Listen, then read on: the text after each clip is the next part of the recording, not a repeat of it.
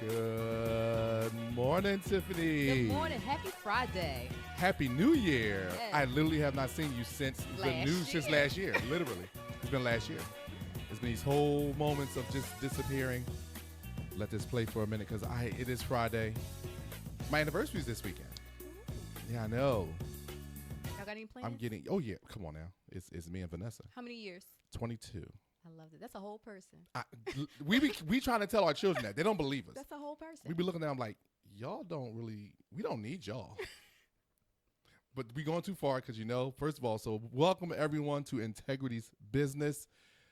This is your host, Mickel Mercer, and my co-host, because it's Friday, Real Estate Friday, Tifphani Johnson. Not to be confused with Tiffany Johnson.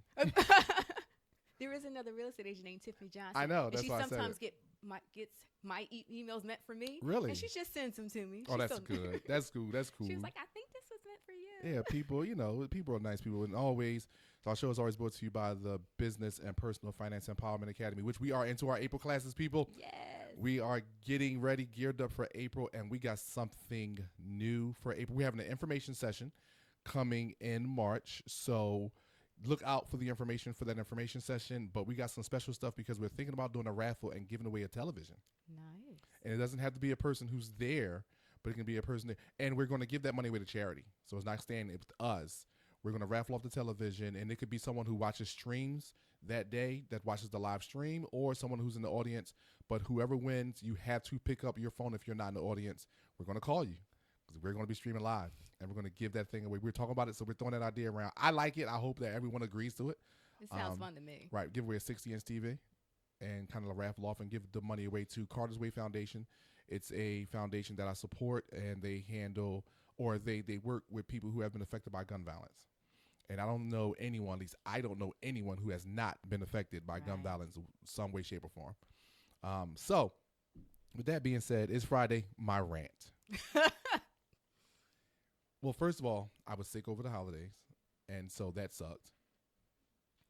But my rant today is about adult children. I don't like them anymore. Now, it's a weird space as a parent, right? Because this is what I'm learning. And me and Nessa, we kind of tried to figure this out. Vanessa lived with her parents, but she took care of herself since she was about 19. Like, her parents still provided a roof, and she, but everything else she handled, which is normal, which at least it should have been normal, right? But Nessa worked. That's where I met her. I met her at work. We worked at Core States Bank together. I just dated myself. So we worked at Core States Bank together. I've been on my own since I was 17. And my parents don't deny it. They don't argue with me about it. Like, that's just been me, right? And so it's a weird space that I think enough of us don't talk about, which is parenting adult children. And the reason why I say adult children is because they're still on your dime. And I'm not talking about like, can I have some money for this one particular thing? Or mom, I brought this and because it's something I need, I don't have enough. Can you help me out? Or dad, my car insurance is a little behind. Can you help me out? No. I'm talking about like you still in my pocket for your hair getting done, for your haircut getting done, for your car note, your car insurance. I am footing the bill for these things. And if you have a child like I do, or I have adult children, I have two of them now. Isaiah's not on my dime, but he's always asking for money, so he's still in my pocket. But my daughter, which everybody know my kids, so I'm not gonna throw the names out there. Well, I said they already, but it's too late. But he's a little further down the road, and he's doing much better as far as getting past that. But he's still there. Yeah. But this 19-year-old who's about to be 20, if you have a child my age or my child's age who's driving, the insurance is astronomical. But I'm an adult. We knew this was coming. We paid for it, no problem. Paid it. We added her, paid it. We added her. She jumped on our insurance. It was like, it went up. Yeah, it's life. But in my mind, you could get your own insurance possibly, because I don't even know what insurance costs. Me and Nessa have been with NJM so long, I have no clue what insurance costs. Because our insurance, it's great insurance. I tried to get a quote like a year ago. The prices were, I was like, man, what? Allstate quoted us $1,400 a month. I said, for who? For what? I don't own the Maybach. I don't own a Rolls Royce. What we doing? So with that being said, we had this conversation because that space is different. Yeah. The way you talk to an adult child, I don't want to be disrespectful. I want my daughter to have low self-esteem, which she doesn't because she's my daughter. I treat her like I've been building that up for years, making sure she's that she can stand up for herself, that she can speak for herself. The problem is, part of that comes back toward me, and I'm like, wait a minute, time out. Take that outside. Take that to your friends. Take that attitude outside. Like, if you don't like what I'm saying, that's fine, because you're not going to always like what I'm saying, because I'm not your friend, I'm your father. But you got to learn how to manage that. Because why? Because you still live under my roof. Because I still take care of you. It's not like I'm helping you out. No, you still on the family plan. I pay for your phone. I pay for the extension for your Apple Care. I pay for all these apps you watch. Yeah. I pay for the clothes on your back. I just got finished paying. No, not I. We, Vanessa and I, just got finished paying $30,000 out of pocket for school because she's an out-of-state student. So, and I could do a lot with $30,000 because I run a business. That money could have went light years in here. So it's like you got to manage them. But what I'm finding is they're not learning or even wanting to manage themselves. Yeah. And that's the part that's getting on my nerves. It's like this girl got subscriptions to stuff I don't even have. Vanessa don't even have. She got a subscription to Shoe Carnival. She got a subscription to some clothing store. And I'm like, and I don't go on her account to look. Nessa does. But Nessa was like, yeah, she got all these subscriptions. I'm like, listen, man, I'm not saying nothing. The conversation I had with her, Vanessa and I had with her, I told her 3 things. I said, listen, I'm learning with adult children when to say yes, the appropriate time to say no, and when I don't need to have an opinion. But what I told her was, I am no longer going to allow you to do something that's going to cost me. If you can't handle it, and if it's not a need, I'm not paying for your wants no more. Yeah. If you want it, you need to go work. And she has a job, so it's not like she's a bag. And that's the worst part about this type of child. For all those parents out there, you understand what I'm saying when I say this. She made the dean's list the first 2 years of school. This year, she had a good grade. She didn't make the dean's list, but she had great grades, right? So you can't get mags in the classroom. She's killing it, right? When it comes to her personal safety, it's a little iffy. So it gets on my nerves. But we have the classes that we now started with Vernell, so they're learning self-defense, they're learning how to be aware. So that's great. But then on top of that, when it comes to her management of herself and her time, she absolutely needs much improvement. Okay. We need much improvement. And I've been yelling at this since forever, but a part of it is, and this is where I take responsibility as a father, part of it is when she does stuff last minute, I yell, but then I do it. Yes. I scream, but then I make sure she gets it done. I'm like, come on, let's go. And now I'm still picking up where she should have been doing. I'm footing it, and I'm picking it up, and I'm making sure it gets done. But it's always last minute. But you also told me about myself in doing that. And because I thought about it when you said something to me when my kid left something at home that she needed at school. Mm-hmm. You said something to me about it. What'd and I I say? was like, you was like, she's just going to be without it. You said, if it was me, she would just be without it. It was when my baby needed some shorts at school. Oh, yeah. See, stuff like that is different. No, No. Here's what I mean by different. I am not saying it's different as far as what I would have done. No, I would have done that. But when I mean by pick up the slack, like Sydney, I forget, she needed something and it cost. She waited till like the day before to tell me and Nessa.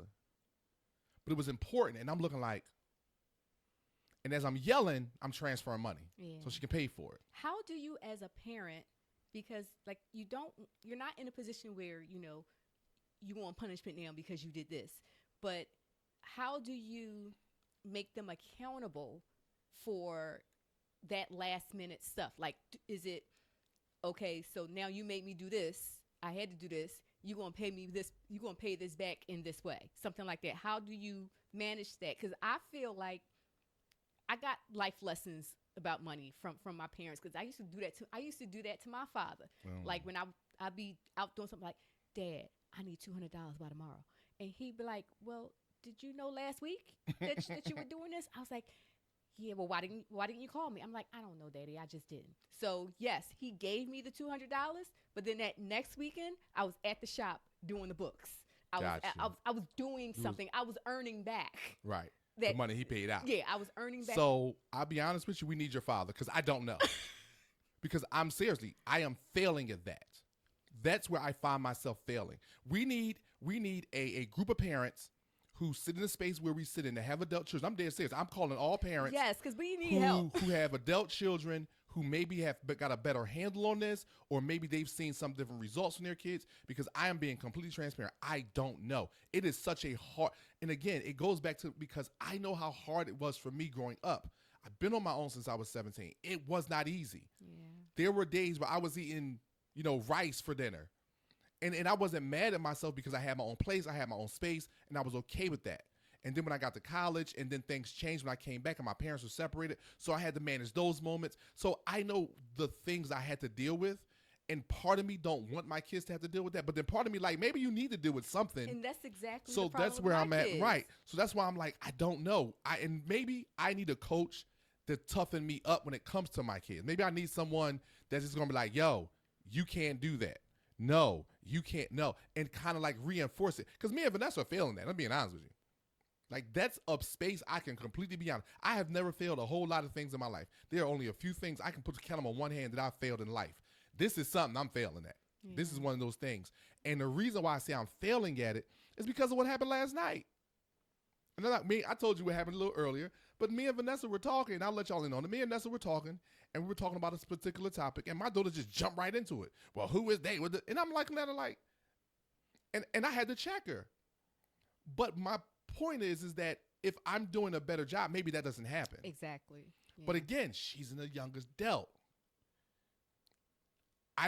I'm still learning, because here's the thing. I don't think no generation before us did this. I don't know. It's like I don't care what anyone says. We're the best generation ever. I don't care about you younger generations. I don't care about you older baby boomers. And here's the reason why. We are bridging the gap and doing stuff that no one has ever done. We are taking care of adult children. By the time my aunts and uncles were my age, or were my children's age, they had families like I did. My mother had us. My mother had my brother when she was 18. Yeah. She's pregnant at 17. My mother had a husband at whatever age she was, but I was 3. Like, they had families already. I had a family at 24. We had Sydney at 26, Mickel at 30. Now, my kids aren't that old yet, but by the time we were Isaiah's age, I had Isaiah and Vanessa. I had a son and a wife. I didn't have no one taking care of me.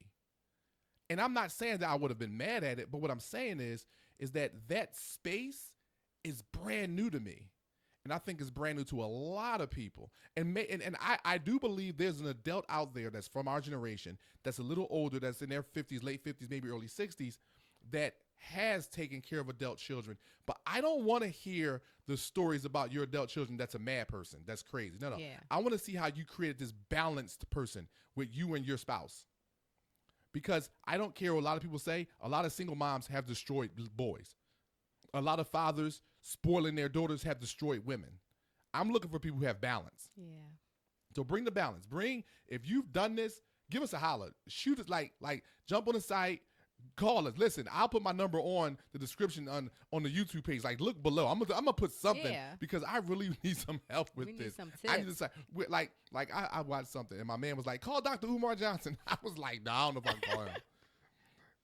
Because here's the funny part. Me and him agree on a lot of stuff that me and my daughter disagree on a lot of stuff. Like, he made one statement one time, and he was talking about, we 13 minutes in, we good. He was talking about how, like, the times to whoop his children. And he made the statement that, which I agree with. He said, I wouldn't be mad at my daughter if she had sex. I'll be mad at my daughter if she had unprotected sex. Yes. Because she's putting her life in danger. I'm 100% on it with him. I agree. I'm 100% on it with him. I don't agree with the fact that he made a statement, which I could see, but I don't agree with it. And I respect his opinion on it. He said, if you're a black man and you marry a white woman, you hate yourself. I don't think that's true, because I don't believe in race to the degree that he does. I believe in ethnicity. But I also believe that the white ethnic group has destroyed a lot of things in this country when it comes to my ethnic group. Yeah. So we're not going to go too far in the difference. But I don't think that if my son meets a white girl and he gets what they call a snow bunny and he falls in love with that girl, I can't get mad at him based on who he loves. I don't think he hates himself for that. But I think what we have done is, I think what a lot of people don't catch is this one. I've raised balanced children. They have a lot of imbalance right now, but they're supposed to at the age they are. Yeah. That's why I'm still parenting them. But once they get to that point where he gets better, he's now mature, he's using the tools that is given him. Well, if a lot of these young women he's going to marry are immature and unbalanced, why would he want to put himself through that? Yeah. Now, granted, I don't know who that is and who is going to be. None of my and the truth be told, it ain't my life. I ain't got to sleep with her. That's the other part. I don't agree with a lot of men when they say that. Like, if you black and you marry a white woman, you hate yourself. It's like, why do you care? Why do you even have an opinion about it? It's like, granted, in this country, she may not be able to identify with a lot of stuff you deal with. I get that. But that's why I didn't marry a white woman. That's just me. But my son didn't grow up in the hood. Yeah. My sons on my door, they didn't grow up in the hood. My son and my daughter didn't grow up with lack. My sons and my daughter, they went to school. Matter of fact, Mickel still go to school but the majority of his students are white, Asian, and Spanish. Yeah. And like his school's a melting pot. So he's not growing up in this space where it's predominantly black or maybe some Spanish and no white, no Asian. Like, he's growing up, like, he's going to school with one of his best friends is Asian. Like, that's like, he got pictures of the boy. They hanging out at, they took a trip to Reading Terminal. They hanging out down there, and it's like, but this is their world. Yeah, it's not it's a different world anymore when it comes to that. Those children are being raised differently. So when we see it, I get it. My age, I wouldn't have married a white girl. I think they stink anyway, but that's another conversation. I do. They smell like wet dogs. That's another kind. And I went to school. I went to Temple. There's a chemical reason for that. Okay, what is it? Help me out, because I still want to know what the hell that is. It's a gland that we all have, but like the gland secretes something the same as dogs. Like, please, white people. I'm not saying I hate you. It's a thing. Like I saw a doctor talking really? about it. It's a real thing. Okay, so I'm not crazy. It's a real thing. It's just not nice to say, but it's a real thing. But no, I've never said it but once. I said it one time. It was because I was out in Rochester. Oh my God, this was years ago. I had a job, worked at Paychecks, and their headquarters is in Rochester, New York. And when you work, they send you up there for 2 weeks to train. I go up there. We're up there for 2 weeks. And this girl they gave us like rental cars, and we had to share with certain people. So I was one of the people with a rental car, and I had like one guy and like 3 girls in that car with us. So it was like 5 of us in this. They gave us SUVs, and so me and the guy we were the ones that were responsible for driving. So we were on a rental. So we would drive back and forth. But this one young lady washed her hair every morning and didn't dry it. She just let it air dry. And the first day I was like, "What's that damn smell?" And I was like, "I ain't worried about that." The next day again. But in the afternoon, it's gone because her hair is dry. Yeah. I didn't know. So by the time of the third day, I'm like, who smell like a dog? Like, this is killing me. What is that smell?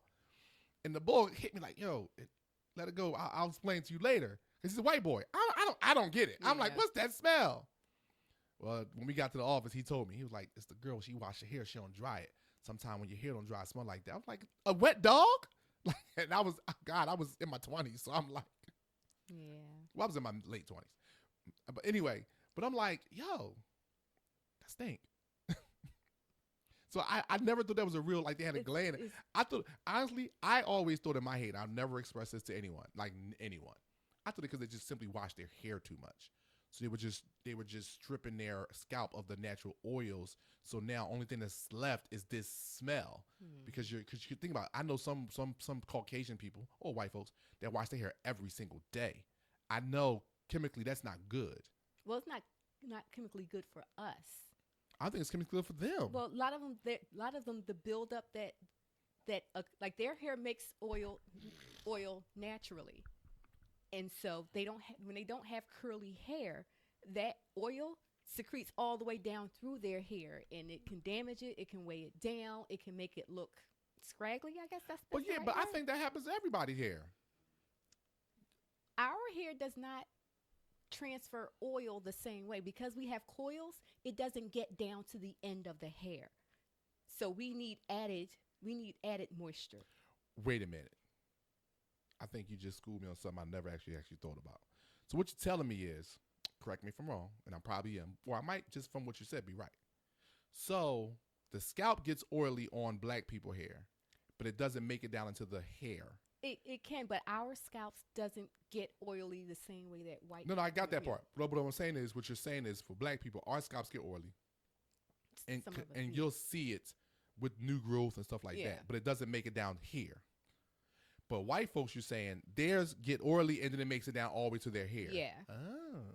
And so because they're like, it will look clumped if they're not washing their hair. And I know very few white people who wash their hair every day, but I know people who wash it like maybe every 2 days or every 3 days. And I have seen somebody who is used to washing their hair maybe every 2 days Right. go 4 days, and I can see the difference. See, this is sad It- because how the right. hell we get here? It's Real Estate Friday. We talk about white people This here. started with your kid rant. Yeah, I know, right? But we done got from a kid rant to adult child rant. But we need help. That's the whole point here, people. Yeah, I because don't this is even know what how we got happens. here. This is Yes. how all our conversations go. Yes, we are. We have some real estate stuff for you today. We're not going to start the year without a bang. But we just had fun. Like, that just happened to me the other night. It's just, I need some help, people. So if you out there, Help call us. me. Help Yeah. us. You know, like Miss Keogh, call me now. Like, I'm not a psychic, though. No, I'm joking. So today, what I really wanted to go over with you, I want to talk about, because this is something that I've been noticing, and Vanessa had pulled up some videos. So, Nessa, she's always thinking about business and thinking about how we can move to help people and how we can serve the community. And she pulled up this video, and I don't have it. I wanted to have it queued up for today, but I didn't get a chance to get it.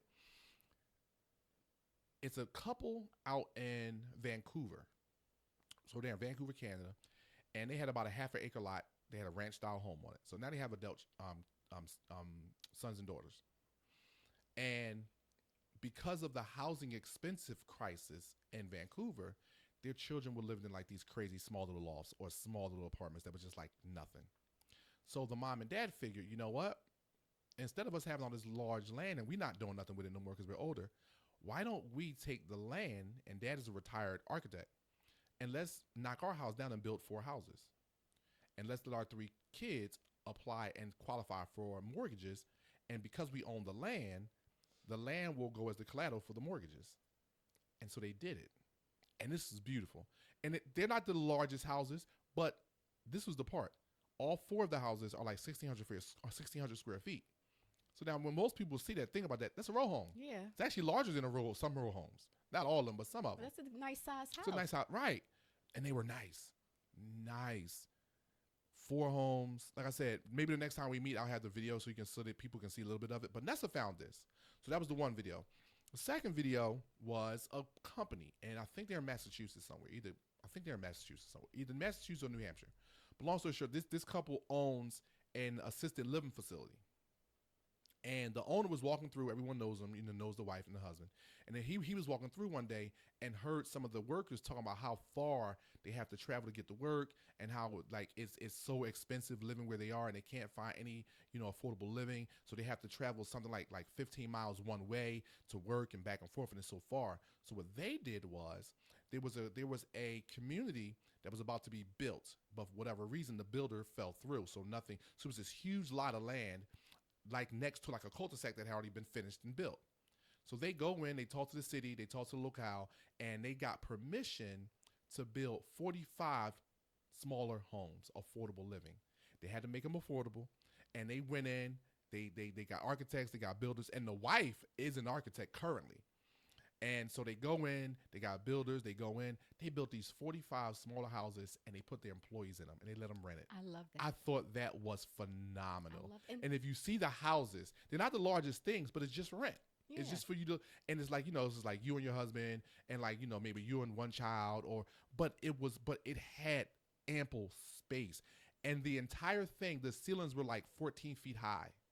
So it was all the way up from the floor, but then also they had a loft style bedroom upstairs. But because it was open as a loft, it passed the building code. Yeah. I was like, that was fly. Yeah, I love stuff like that because I feel like we got away from helping to solve each other's problems. Right, I like that. And I see, like in Clifton Heights, there's a section of houses called mill houses because there used to be a mill, and those mill houses are where the workers used to live. And they're tiny little box cutter houses, but they served the same type of purpose. Yep. But we've gotten rid of pretty much industry within the cities and stuff like that. But like what you began with the family thing, like that's kind of my dream. I would want me and my siblings to all live on one one plot of land. I love my siblings, but I don't want to live that close. I love my siblings. I do, but I don't think I want to live that close. I love my siblings, but we could all live on like one plot of land and have our own individual houses. A branch of my family down south lives like that. Well, yeah, that's all of our families down south. Nobody's looking in anybody's house. Like you can't see in my windows or anything like that. I don't care if I got curtains. I'm enjoying. But they all, they all got have ample space, nice size homes. But if need be, I could run across the way. Right. To my mama's house. So I'll be totally honest with you. I don't need that much space. Me and Vanessa were talking about this the other day, right? And we'll get into the space of what I'm talking about. But because it works from the same premise. As I'm getting older, some of us got a bad idea of what space we need. Like, I ain't trying to be cleaning. And I don't want to have to pay someone to clean sometimes that's unnecessary. It's like, what are we doing? So for me, it's more of the idea of, okay, how do I work this the right way? And I have opportunities for different spaces, like my parents' house when they go and different things I want to do there, my house now when we move. It's little things. Like I want to buy a family house where we can all show up for holidays when we can. Yeah. And then everyone live where they live at. That's kind of how I want to do it. But I do love the like, if I could find 5 acres, I would build a couple houses on there for me and my kids and my in-laws and my parents. And maybe my siblings. And the reason why I say maybe because my sister lives in Florida. That's where her and her husband want to live. I don't want to live in Florida. So I'm not knocking it for them, but I don't want them. So it's a little different for me when it comes to my siblings because me and my siblings, we're a little different. Like we love each other and we kick it, but we got a time frame on how much we can kick it. Yeah. Because we are just different people, like vastly different people. It's not like we're like somewhat different. And we're vastly different based on how we were raised and the things we picked up on in the house and the things we accepted and the things we won't accept. So that has created a huge crater in how we see life, which is we're on the other side. We're the same kids, but we kind of live on the other side of that crater based on that. And so I know for a fact, like me and my brother, we get on each other's nerves after about a good 10 hours. See, I get that. But what I don't see that being a problem if you have your own house. I do because my brother will never stop coming over. That's the annoying part. See, we leave each other alone. Yeah, no, my brother won't. Okay. That's the difference. My brother's not going to stop because my brother feels like, and I get it, he's my older brother, but he still has this older brother mentality. And that's the part where I'll be like, no. Like, and my older brother is not the best communicator. You know, I tell him, I say, if you want to hang out, just say that. Yeah. Don't try to hint at it and then tell me you don't never want to spend no time. You didn't never ask me. Yeah, that's not the same. That's not right. That's not like you never said, yo, bro, let's hang out this weekend. I'm like, all right, what you want to do? You don't do that. You leave these hints. I don't know hints. I go to sleep. I'm tired. You tell me, yeah, man, what you doing this weekend? Nothing.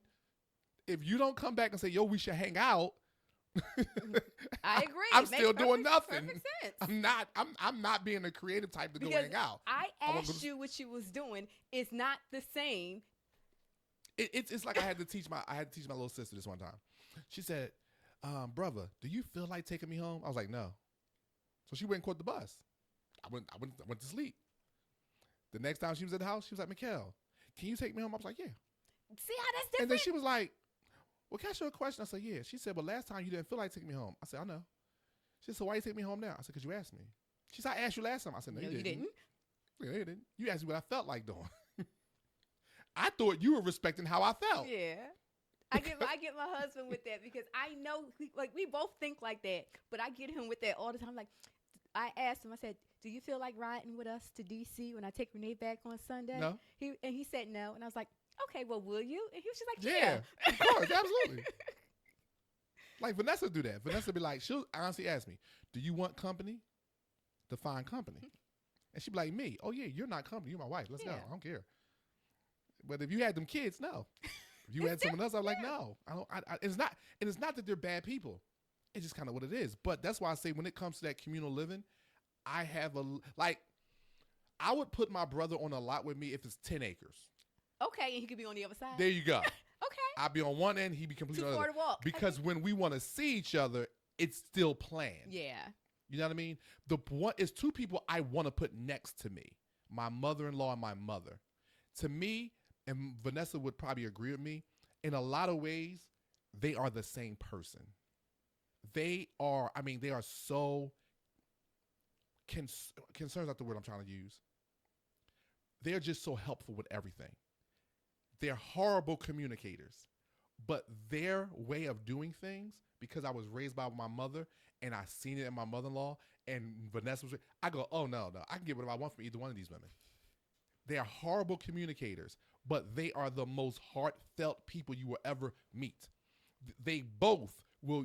I'm not doing that. Here, what's this? What you just asked me for? Why you yell at me? You could have said no. It's okay, but no, because part of them like the fuss, but they will. But they also love to do. Yeah. And that's the one thing I be telling. Like I be telling people, I say, nah, y'all, you don't understand certain people like that. Certain people like that is just a part of them. They've been a part of the fuss for so long. That's kind of just their way. I'm not making an excuse for the fuss, but if you slow down for a second and look, you'd be like, no, I understand that. Like my mother-in-law, I used to, I don't do it as much anymore. She makes cheesecake. I will call her since I met that woman. I'm like, I need a cheesecake for my birthday. And then before you know it, who got cheesecake on the birthday? Me. And literally, one time, Vanessa was like, how come every time Mickel say he needs a cheesecake for his birthday, you get cheesecake? She said, because he asked for it. She said, he don't ask for it. He just mentions that he need one. I said, that's me asking her for it, and she know it. That's how she communicates. Yeah. I talk and her talk. The same thing. If I call my mom, like, Mom, I'm not feeling well. I would love some homemade chicken soup. Guess who got homemade chicken soup the next day? Me. Because that's how they communicate. Yeah. The same way, if my mother-in-law called and be like, I'm about to go downtown, I'm going to catch the bus, I'll be like, Vanessa, go take your mom if she really needs it. Now, if she on the bus, that's different. Like, my mother will call me and be like, yeah, your father car is down, so I got to catch the bus home. But my mom, what time you get off work? I get off at 8. I'll see you then. Like, I know the read between them. So I would love to have them next to me because they are the type of people, and I keep trying to say this, and maybe this is what I think about. Certain people I think you need to bring to you early so they know that they're not a burden as they get older. Yeah. But then certain people, like my father and my father-in-law, you ain't got, just wait. They'll ask you. You never had to wonder. You never, hey, listen, I need a ride. I need to go do this. My father will call me. I got to take my car to the shop. I need you to come get me. I'm like, all right. You never have to wonder with them. But I know we done got way off. We talk about our families. That's life, right? But that idea, I want you to speak to, I want you to speak to the housing crisis based on expenses because people can't get a house right now. It's really hard because interest rates are higher than people are used to. And historically they're not high, but coupled with higher pricing, it makes it less affordable. Insurance is high, electric is high, gas is high. Everything is so difficult. One thing that is not readily available to us, even though we're trying to make it available, is information. Right. Information about programs that will help you. Of course, we got the programs that help you with your utilities on the house. There are like you schooled me on NJM insurance companies that may be a little bit cheaper than others. I actually found another one within the last week, Foremost, because we're getting slammed in Philadelphia on home insurance, and so I'm estimating for people $1,500 a year. One of my buyers said, she said, I just found something good for $1,100. I said, send it to me. And so now we're all looking for resources to help make it more affordable. One thing that is making it a little more affordable is sellers are starting to come to reality. Right. So it's a little easier to get sellers assist. And I'm in a transaction right now where the buyer is getting a huge assist plus some credits for repairs because you want to sell the house as is, plus some credits for repairs and a grant. That's good money. So she's coming to the table with 3.5%. That's it. Right. That's good money. That's it. Yeah. And I think that when times like this, your real estate agent is very important because we know the lenders with the deals. Yeah. Oh, yeah. We do. We know the lenders with the deal. And like I've watched buyers struggle because they didn't want to do what this one lender who told them to do, who would give them $25,000. Ridiculous. Because you're in a hurry. You couldn't take care of this and wait 30 days for $25,000. it doesn't make sense. There are things out there that can make it affordable. Research is super duper important, and that's why that's why the buyer consultation is important. Yeah. Because even if I consult with you today and you're not ready for 6 months, during that 6 months, I'm finding things. Right. I'm looking for things. I think about your situation and I'm thinking, okay, this might help, this might help, this might help. So when you're ready, I've got like a litany of things that can help you, achieve your goal. Mm. There really is a housing crisis. There's a shortage of affordable houses.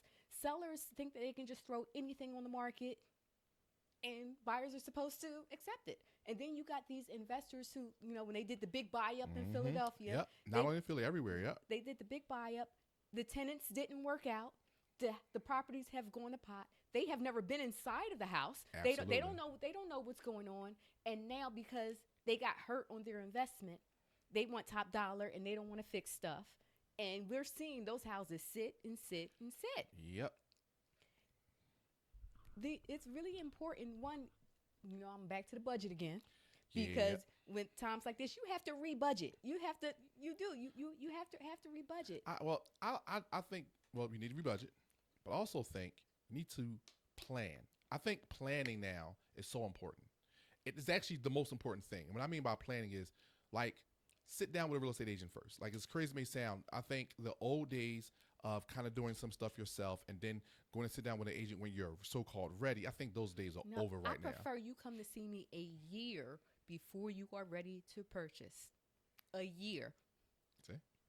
And I didn't think about that. I was thinking 6 months. Well, like you can do well in 6 months, but I think that the people who do best in the process are the people that come to me a year. Gotcha. 6 months, and that also depends on you. A Right. lot of times that at that 6 month mark, somebody has already worked on their credit. Right. They've already identified their budget, and and we're putting together a savings plan. Right. And getting them into whatever programs. See, here's my thing. I tell people this one too. You got to learn how to bank. See, that's a part of it too. Most people don't. It's so many strategies that if you come to the Business and Personal Finance Empowerment Academy, you can learn. That's a nice plug, right?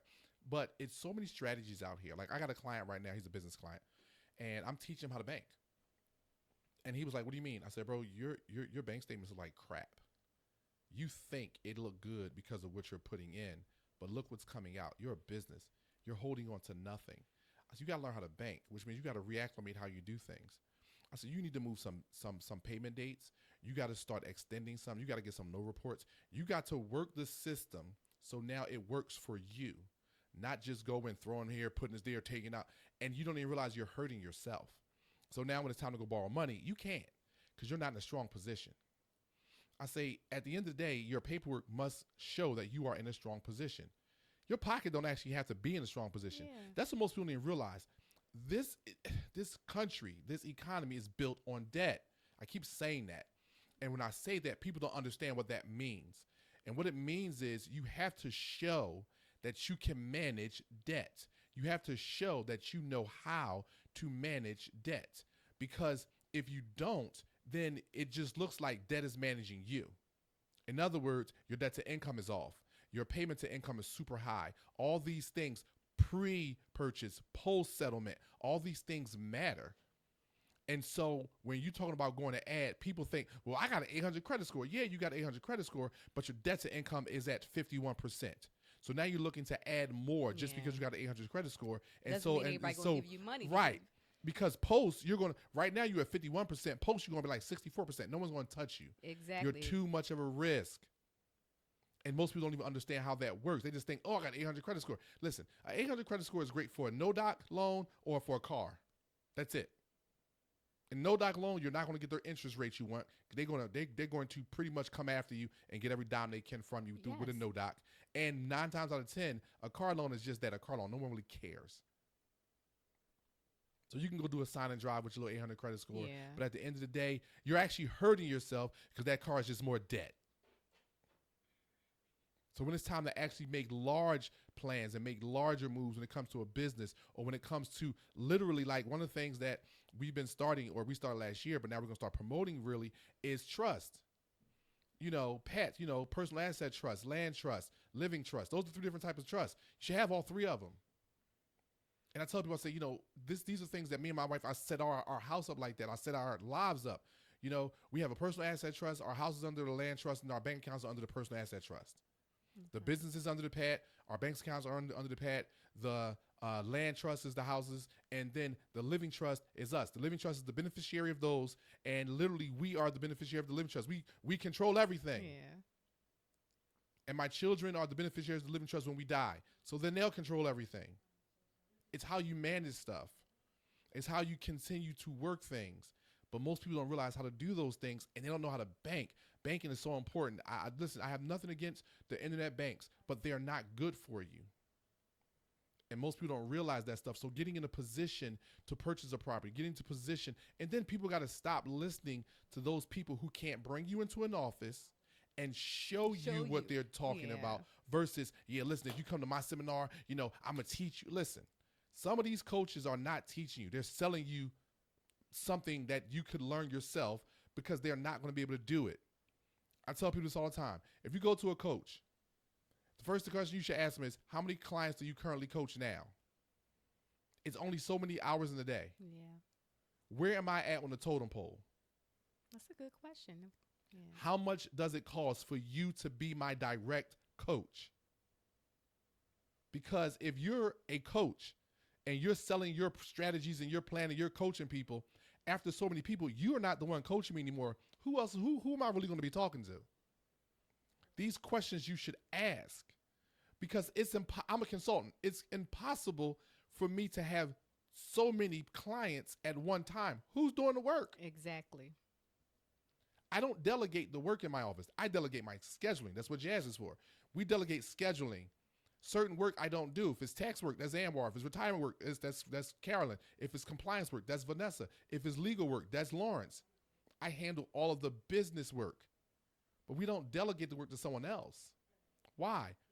Because I need the time to do it, because I'm the one who's going to do it. I'm the professional in that area. Yeah. So why? So so if I max myself at an 85%, the other 50% of the time I'm doing work, which means I can't have but so many clients at one time. Yeah. Because I'm not going to be able to get your work done properly. But people don't see that when it comes to these coaches and the stuff that these people are talking about. It's like, so now they go out here and they talk to the wrong person.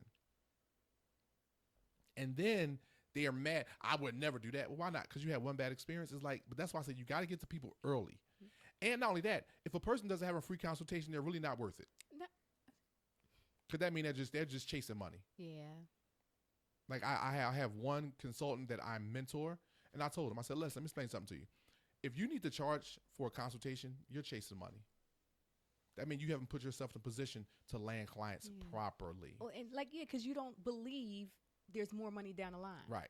Well, no, I wouldn't say that. You haven't set yourself. Well, I would agree with that. You gotta have skill to bring them to the next step. The consultation gets you excited about the next step. It gets you aware of what's happening next. So it's the outcome. Like, if you don't believe that you can get the outcome to where the money is down the line, then you're going to charge for a consultation. That's ridiculous. Preach, sister. Oh. I'm dead serious. That's ridiculous. Because that's exactly what it is. That's where I was going. So you hit it on the nose. Because you know what another thing is too? They have no skill. I'm about to go somewhere where I didn't think it was going to go. I mean, I wouldn't think, it just popped in my head. That's why a lot of these young bulls can't get women. You think your game is in your pocket. My game ain't never been in my pocket. My game has been in my mouth. My rap game has always been tight. Why? Because I've never had to lie. That was the very first thing. The second thing is I know how to talk to a lady, whether she was a lady or not. The best part for me was if everyone she ran into didn't treat her like a lady, I was going to treat her like a lady. And even if the harder they fought, that's how I knew they got burnt, they've been beat up, they've been talked to like trash. So all I'm going to do is just keep talking to her like a lady. And then the day she say, why you always treat me so nice? I got you. Got you. Yeah, I got you. These men out here, or these males out here, have no clue what that is. So now let's flip that into business. You have no clue how to sit down and talk to a business owner or talk to a client and really be honest with them. I've sat down in front of clients and go, you doing what? And they go, yeah, that's bad. What you mean that's bad? But that's what I'm doing. I'm making money. You're making some, but you're not making what you should be making. Not could. No, you're not making what you should be making. You're not doing this right. I can teach you how to do this right, and I can show you how to do this right, where you can now be getting into the space of making the money you deserve because you've earned it. Yeah. Not because you deserve it, but because you earned it by doing the work. That's the part where I go, well, what are y'all doing out here? But again, it's what you said. They don't believe in the outcome. I charge a good faith deposit just in case they lie to me. I know what I can do. Yeah. I literally had a potential client that'll be in Tuesday who me and Jazz was talking about this morning. This man asked me on the phone, dead serious, we was on a Zoom call. He said, Mickel, if I give you this good faith deposit, what's the guarantee that I'm going to get the loan? I said, that's a very good question. Here's what I can guarantee you. I guarantee that if you don't listen to me and do exactly what I tell you to do when I tell you to do it, I guarantee you won't get the loan. How about it? His daughter bust out laughing. I didn't know she was in the car. She bust out laughing. Was like, I like that. That was honest. That's my guarantee because I know I can get you the loan, but are you going to do what I tell you to do? Or are you going to fight me? Are you going to be transparent with me? Or are we going to find out stuff later and it's like, why didn't you tell me this a month ago? Now you just backtrack this 3.5 months, 4 months. When if you had told me this is the beginning, it wouldn't have stopped us, but we could have dealt with it properly. We could have managed it properly. We would have had a different strategy. Literally, I have a client right now. They probably pushed their closing back 5 months, if they even get there, because the strategy was wrong, because they weren't transparent with me from the beginning. And that's real. You got to be transparent with the person that's helping you. Don't lie. It's a waste of time. It is going to be found out, and it's going to end up costing you money because because you weren't honest up front. That's it. Our job is to manage these things. Yep. That's our job. And I don't get you're going to trust me with your process, but you're not going to be honest with me. I'm telling you at the consultation everything that's going to affect your process. And if you got a red flag within that process, you have to tell me. That's right. If you need to do something, let us know. Yeah. And now, especially for real estate agents, I had a lady and she was working with a real estate agent, and she straight said to me, she said, Mickel, my car just died. I need a car to get back and forth to work. And I'm in this situation. The agent sent her to me to help her out with some things. And I looked at her, I said, well, you already got the pre-approval? She said, yes. I said, okay, here's what we're going to do. We're going to do a cost analysis, look at your debt to income, look at what this car will cost, and then we're going to look at where you already got the pre-approval at, the number they have you at, and then we're going to look at the post with the house and with the car. We looked at the numbers. I said, okay, you need to stay within this car note. Is that affordable, feasible? She said, what do you mean? I said, are you going to like that type of car? And she was like, well, I'll do whatever I want because I need the house. I want the house badly. I said, okay. Next thing, we called her agent, and her and her real estate agent called the bank. Told them what happened. Told them how if she don't get the car, she don't keep the job, which means she can't get the house. Right. Spoke to the underwriter. Underwriter was like, okay, well, what are you guys thinking? I sent him the numbers that we had already done. He called back the next day and was like, this is a go. No worries. Her pre-approval stands. She was so elated. She said, well, how'd you do that? I said, because you went to them with your plan. Yeah. You didn't go just willy-nilly. And in their minds, they're like, she about to destroy this. Her debt to income going to be off. She's not going to qualify anymore. No, we sent them hard numbers showing them what you're going to look like after you purchase this car, because you need the car, and how it won't affect the numbers, how it won't affect your deal, how it's not going to affect your debt to income pre-approval, post-settlement. We went through all that. I sent them hard figures. I said, but now when you buy this car, you got to stay within this number. Yeah. Because if you go back and they look on your, I said, when they go back and check your credit again and they see the car, they're expecting it, but if that payment is not this, you're going to play yourself. Yeah. She did exactly what we said, exactly what the bank, and she got her house and she went to settlement with no hiccups. But that's because she had a plan. Yeah. And that's what people don't get. And this is like, if you're in the middle of purchasing a home and something happens where you got to use your credit, you need to go with a plan. Don't just do it and don't tell them like they're not going to find out. Yeah, they are. Yeah, they're going to find out. They check your credit like 8,000 times almost, it seems like. Them soft pulls.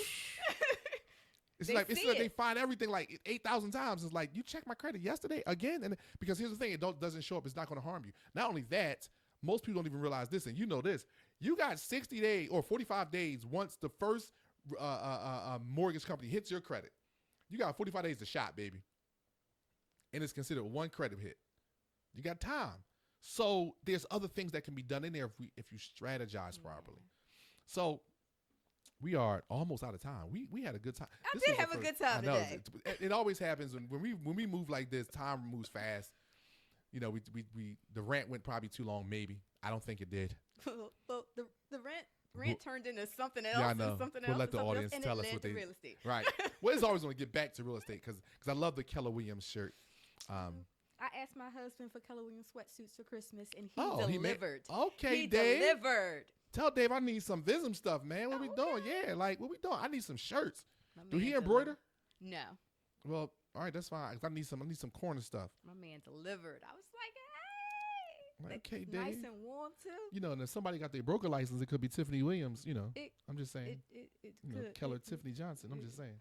It could. I'm just saying. It could. It He might could be be- Regal Realty, but yeah. Listen, it'll be yours. Is my point. It's kind of my point. You know, it'll be yours. Anyway, back to that. But I honestly think it's like getting that affordable housing is our plan. So that's always our goal. People Yeah. like, you know, the academy is that it is designed to help people get to where they're trying to go financially, and not only just get to where they're trying to go, but make sure they have a strategy to get to that next stop too. Because sometimes, like, I know for a fact, like, I think I got 2 more moves left in me. Me and that's always talking about that. I think I got 2 more moves left in me. I think I got 1 move to the next family house, which is going to be where the adult children will live with us until they kind of scatter and leave the nest. And then I think after that, I got 1 more move. And I think the next house is going to be the family house, where we'll probably do the holidays and stuff like that. We'll all come together. And I think after that, the last house is going to be like me and Nessa's nest, where it'll be like maybe 3 bedrooms, but it'll be something That's 3 smaller. moves.